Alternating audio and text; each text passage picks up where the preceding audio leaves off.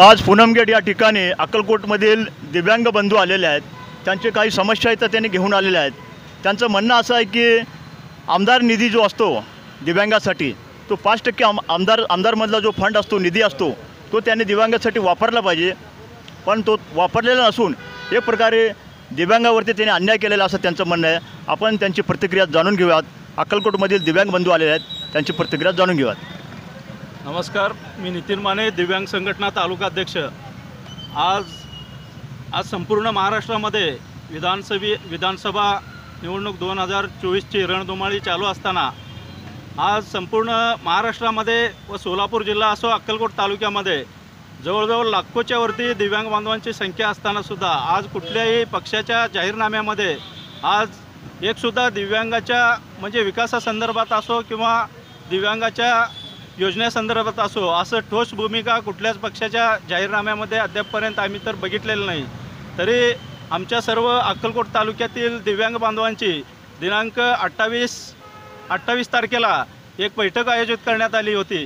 त्या बैठकीमध्ये आम्ही सर्व दिव्यांग बांधवांचे व विविध दिव्यांग संघटनेचे पदाधिकाऱ्यांनी सर्वांनी मिळून असा एक ठराव केला की येत्या विधानसभा निवडणुकीमध्ये सर्व दिव्यांग बांधवांनी बहिष्कार म्हणजे टाकण्याचा सर्वांनी एकमताने ठराव केलेला आहे।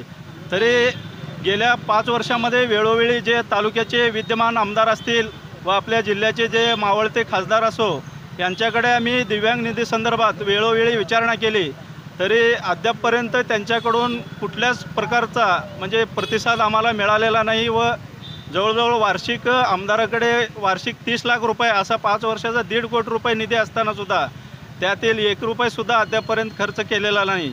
तरी या सर्व विषयाचे विचार करून आम्ही सर्वांनी म्हणजे येत्या विधानसभेच्या निवडणुकीवर मोठ्या प्रमाणात अक्कलकोट तालुक्यामध्ये जवळजवळ दिव्यांग बांधवांची संख्या 5 ते 6 हजाराच्या वरती आहे। त्यामध्ये मतदार दिव्यांग बांधवांची संख्या 2800 ते 29च्या आसपास आहे, प्लस त्यांचे फॅमिली वगैरे असं मिळून आम्ही जवळजवळ दिव्यांग बांधव जवळ तालुक्यामध्ये 15 ते 20 हजारपर्यंत अशी दिव्यांग बांधवांची संख्या असताना याकडं सर्व पक्षांनी साफ दुर्लक्ष करण्याचं दिसून येत आहे।